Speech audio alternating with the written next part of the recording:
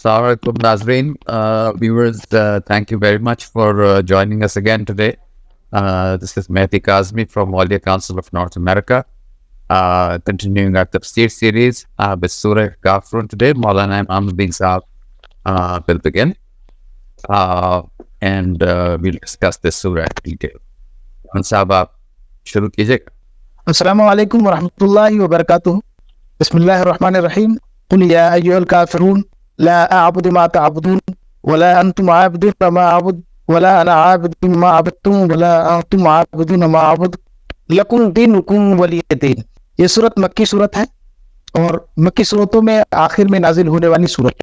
رسول اللہ صلی اللہ علیہ وسلم کو حکم دیا گیا کہ آپ ان تمام لوگوں سے اعلان برات فرمائیں جن لوگوں پر ہر اعتبار سے حق واضح ہو چکا ہے، یا یہ کہنے کہ اتمام حجت ہو چکا ہے اور وہ حق قبول کرنے کے لیے تیار نہیں.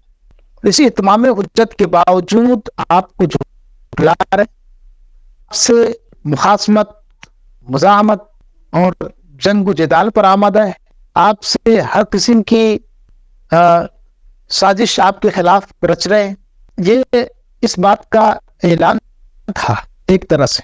اس آیت میں کوئی دعوتی لہجہ نہیں کہ کسی کو بلایا گیا ہو یا اچھی بات کی دعوت دی گئی ہو. یہ ایک مکمل طور سے اعلان برات جس کو کہے کہ ہم مکمل طور سے ہاتھ اٹھا رہے. آج تعلق یا مفاہمت کی کوئی صورت ہو سکتی تھی آپ سے، تو اس کو ختم کرنا یا اس کی گنجائش کو کل عدم قرار دینا. اور صرف یہ اس وجہ سے تھا کہ ان کی روش جو تھی تکذیب کا، انکار کا، اعتراض کا، مخالفت کا، وہ اپنی روش میں کوئی تبدیلی لانے کے لیے آمادہ نہیں تھی. مفاہمت یا مصالحت کی گنجائش وہاں نکلتی ہے آپ کے اندر کوئی لچک ہو تھوڑی سی. جب لچک ہی ختم ہو جائے تو پھر وہاں پہ ایک ہی صورت بچ جاتی ہوئی تو بھائی آپ اپنے راستے ہم اپنے راستے. تو یہ ایک اظہار برات، بری اعلان برات. اس کے پس منظر میں بتایا جاتا ہے کہ رسول اللہ صلی اللہ علیہ وسلم پر طرح طرح کی پیشکش ہوئی. کفار قریش اور جو قریشی لیڈران تھے اور ان کے جو سرداران تھے ان کی طرف سے پے در پے آپ کو قسم قسم کی مفاہمت اور مصالحت کی پیشکش کی گئی، جس میں یہ بھی تھا ایک نمونے کے طور پر بیان کرتا، جس میں یہ بھی تھا کہ ایک سال آپ میرے خدا کی عبادت کریں اور پھر اگلے سال ہم آپ کے خدا کی عبادت کریں گے. تو اس طرح کی بیوقوفی کی بات ہے. مطلب یہ ایک مفاہمت کی جو لڑائی جھگڑی چل رہے ہیں ہمارا اور آپ کا ہے نا، اس کو سرد کرنے کے لیے، اس کو ختم کرنے کی ضرورت ہے کہ آپ ایک سال میرے خدا کی عبادت کریں اور ایک سال میں آپ کی خدا کی عبادت کروں. 6 مہینے آپ میرے طریقے سے چلے، 6 مہینے میں آپ کے طریقے سے چلے. یہ سب جو ہے اٹ پٹانگ کی باتیں، اور خاص طور سے معبود کے معاملے میں اس پر سمجھوتا کسی بھی اعتبار سے ممکن تھا ہی نہیں. یعنی ان پہلوؤں پر آپ دیکھیں کہ کسی بھی اعتبار سے مفاہمت اور مصالحت کی کوئی گنجائش ہی نہیں ہے. جو مشترکہ چیزیں تھی جہاں پر مفاہمت ہو سکتی تھی ان کو نہیں لاتے تھے. سوشلی اعتبار سے، سماجی اعتبار سے، یا ہم اپنے شہر کے اعتبار سے متحد ہو جائیں، یا شہر کی حفاظت اور اس کے تحفظ کی بات ہو، لوگوں کے جان مال کے تحفظ کی بات ہو. نہیں، مین پوائنٹ دین، یعنی جو معبود ہے آپ اس میں مفاہمت اور سمجھوتا کریں. یعنی جو آپ جس کو معبود مان رہے ہیں ٹھیک ہے وہ بھی ہے، لیکن ان کو بھی معبود ہے جن کو ہم مان رہے ہیں. اس طرح تو ممکن تھا نہیں، صریحاً توحید کے خلاف. اسی میں بہت ساری پیشکش تھی، اس میں بہت ساری پیشکش ایک مشہور ہے حضرت ابو طالب رضی اللہ تعالیٰ عنہ کو کفار قریش، سرداران قریش نے آ کر کہا بھتیجوں کو سمجھاؤ ان کو کیا چاہیے، بولو بھائی جو کچھ چاہیے ہم دینے کے لیے تیار ہیں، بس وہ اپنے دین کی دعوت سے باز آ جائے اور اس دین کا انکار کر دے جس دن نئے دن کی بات کر رہے ہو. کیا چاہیے ان کو؟ سب سے خوبصورت حسین و جمیل عرب کی عورت چاہیے، دوشیزہ چاہیے، وہ بھی ان کو دینے کے لیے تیار. ان کو سرداری چاہیے، ریاست چاہیے، ہم سب ان کو اپنا سردار ماننے کے تیار. وہی سردار، یعنی جو کچھ بھی چاہیے دنیا کا، معلوم متاع، معلوم منال، چاہو ہشم، وہ سب کچھ دینے کو تیار ہے. بس ان سے کہیں کہ آپ اپنے کام سے باز آ جائیں. وہ جو نئے دن کی بات ان کی اصطلاح میں جو نیا دن لا رہے ہیں، ہمارے باپ دادا کے دن کو چھوڑ کر کے نئے دن کی بات کر رہے ہیں، نئے خدا کی بات کر رہے ہیں، اس سے باز آ جائے، اس سے رک جائے. ہم بس یہی چاہتے ہیں. وہ باقی جو کچھ مانگ رہے ہیں ہم سردار بنا لیں گے، جو کچھ بھی چاہ رہے ہیں ہم دے دیں گے، پیسہ چاہیے ہے نا، درہم چاہیے, سونا چاہیے, چاندی چاہیے, یہ سب کچھ دینے کے لیے ہم تیار, لیکن آپ ان کو منا لیں.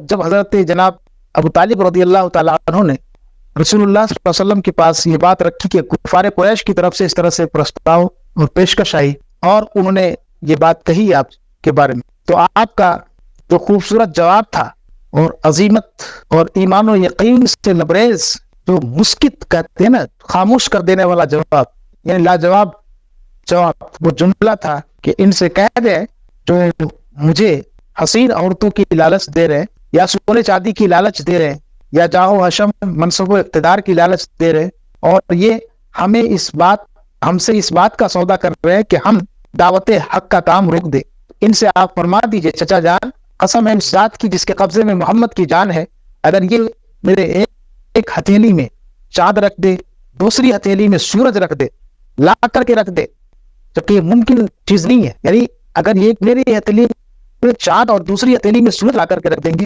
پھر بھی محمد اپنے دعوت حق سے باز نہیں آئے, تبلیغ حق کام کر رہے گا, اس سے کبھی ایک قدم پیچھے نہیں ہٹے گا, یہ تو رکنے والا ہے ہی نہیں.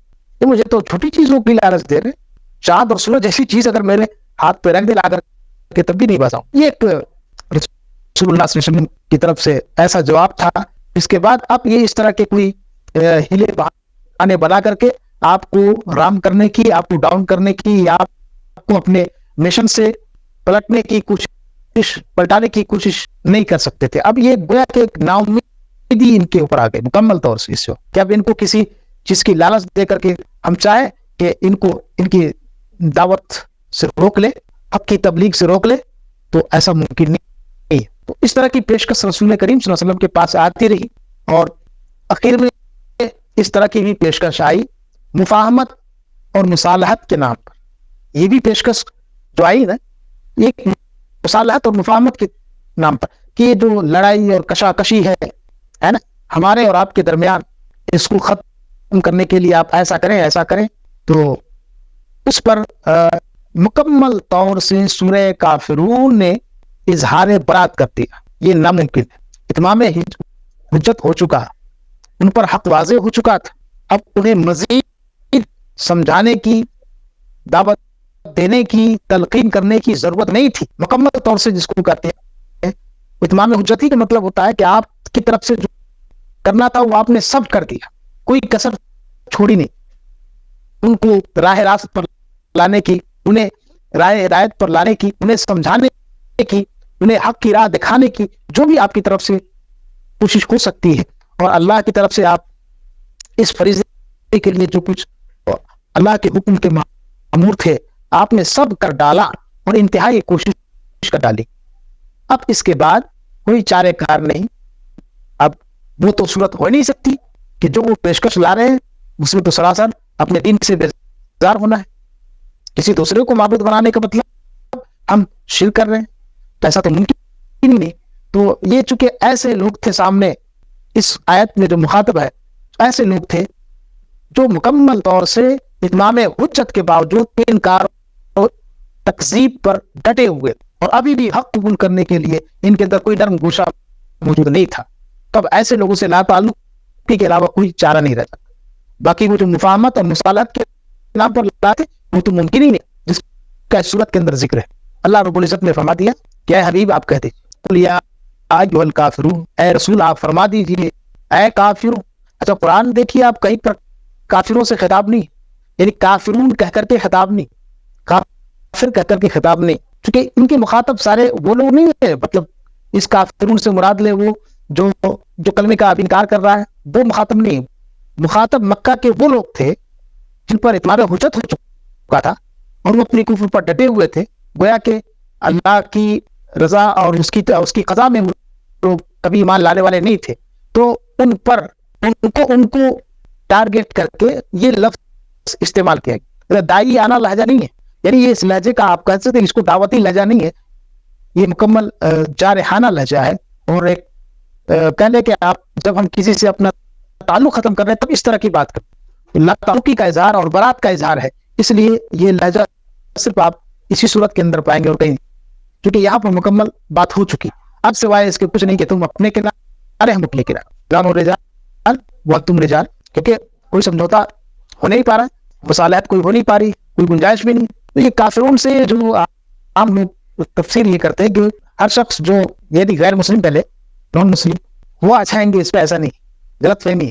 کافرون کے مخاطب وہ کافر تھے جن کی حالت ایسی ہوگی جو پیغمبر کے سامنے اس طرح سے انکار تکذیب پر ڈٹے ہوئے تھے اور ان کو ایسے جھانسا دے رہے, آؤ ہم تمہارے خدا کو مانتے, تم ہمارے خدا کو مانو, کیونکہ دوسرے کو برا بھلا کے مکمل دین سے پھیرنے کی بات ہو رہی ہے. یہ بھی غلط فہمی ہے نا. یہ دیکھو قرآن کی اس کافروں کو کہا جا رہا ہے, کافروں کا کر کے خطاب کیا, کافر بنایا جائے. پر پہلی بات تو کافر کا جو معنی ہوتا ہے وہ بہت سارے معنی میں کافر کا لفظ استعمال ہوتا ہے.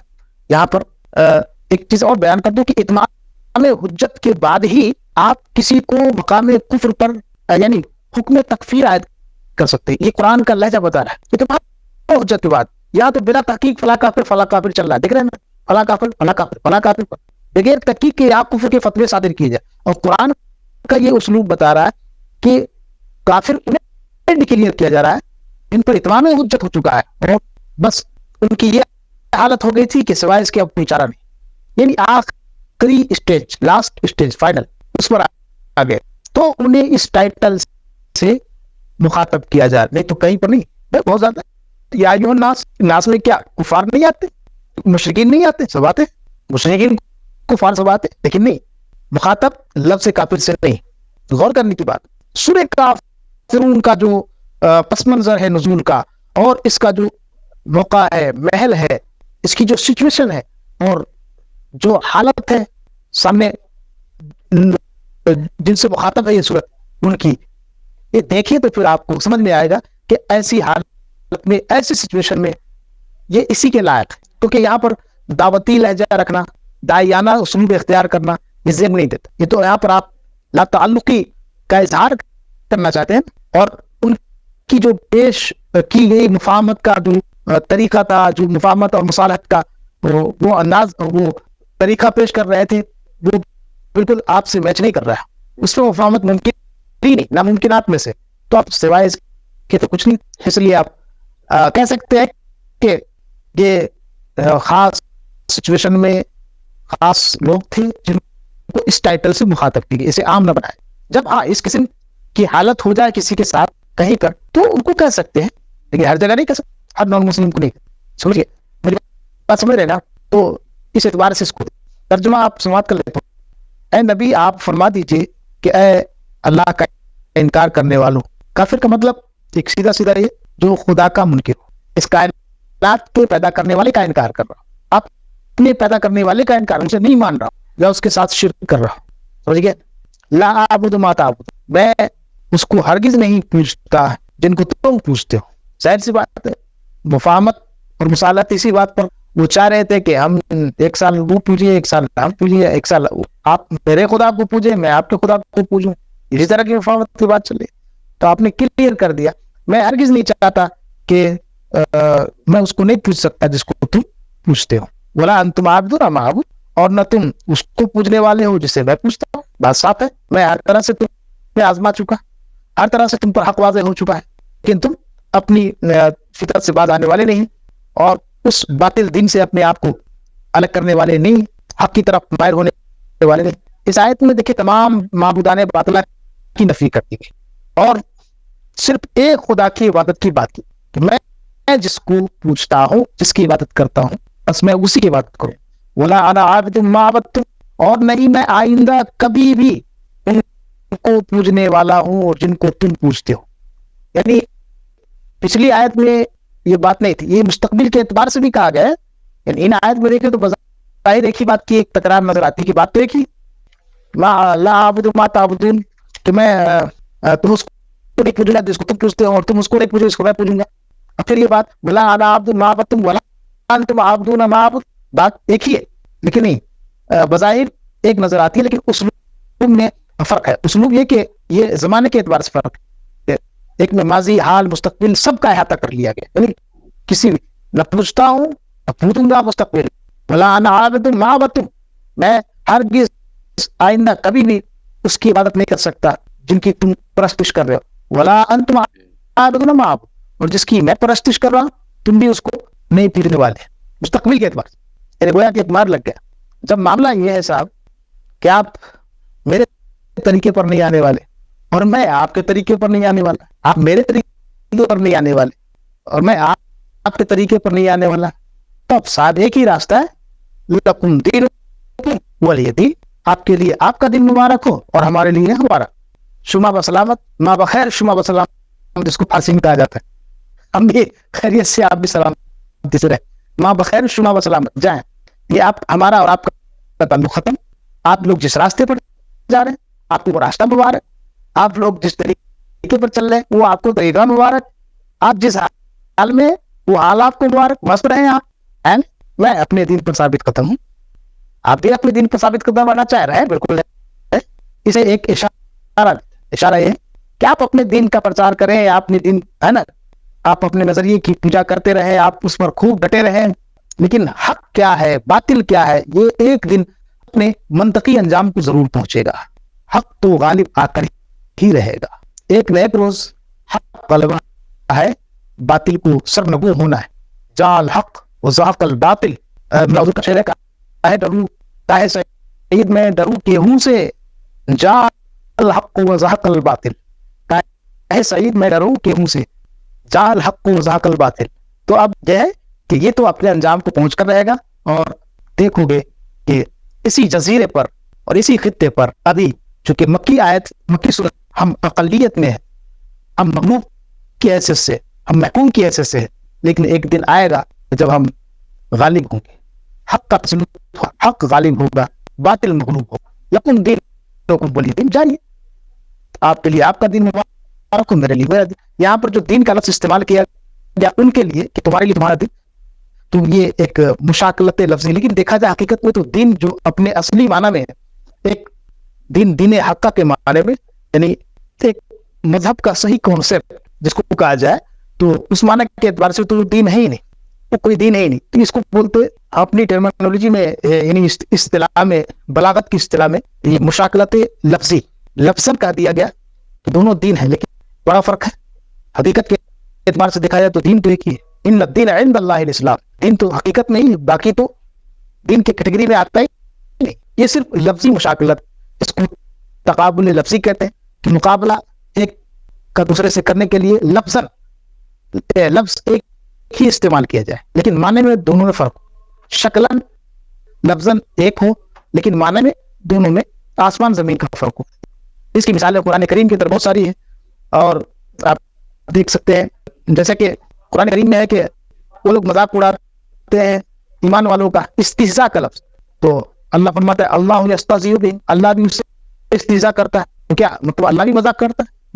अल्लाह की जात इससे पाक है। मजाक एक घटिया खेल है, किसी का ठट्ठा मजाक उड़ाना, ये क्या घटिया काम। लफ्ज एक ही आया दोनों जगह, तो वो जो इस्तिज़ा कर रहे हैं तो वो हकीकत में इस्तिज़ा है, लेकिन अल्लाह की जानिब जो मंसूब हुआ लफ्ज इस्तिज़ा, तो ये सिर्फ मुकाबले लफ्जी है, मुशाकलत लफ्जी है, लेकिन माना के एतबार से अल्लाह की तरफ जो इस्तिज़ा मंसूब है उसका माना कुछ और है, वो है उस इस्तिज़े का जवाब और उस पर सजा, यानी अल्लाह उसका बदला देगा का जवाब, ये मुराद है। तो ऐसे ही यहाँ पर लफ्ज दीन का इस्तेमाल किया, नहीं तो हकीकत में कोई दीन नहीं। अल्लाह तबारक तआला हम सबको सही फहम अता करे और उस पर चलने की तौफीक दे। अस्सलाम वालेकुम व रहमतुल्लाहि व बरकातुहू। We just heard from Maulana Imamuddin Sahab the tafsir of the Surah Kafirun, in which 2 or 3 elements are very clear. One is that there is no compromise on the truth and your truth, and that in spite of people who oppose you, asking you to compromise, that there is no wavering in your faith at all. So this is a concept in our faith where you don't give up on what you believe in, and that comes from within, that comes from a clarity of mind, a clarity of heart. And the other thing that is very clear here is the definition of kafirun. This is just a term that is thrown out so frivolously these days.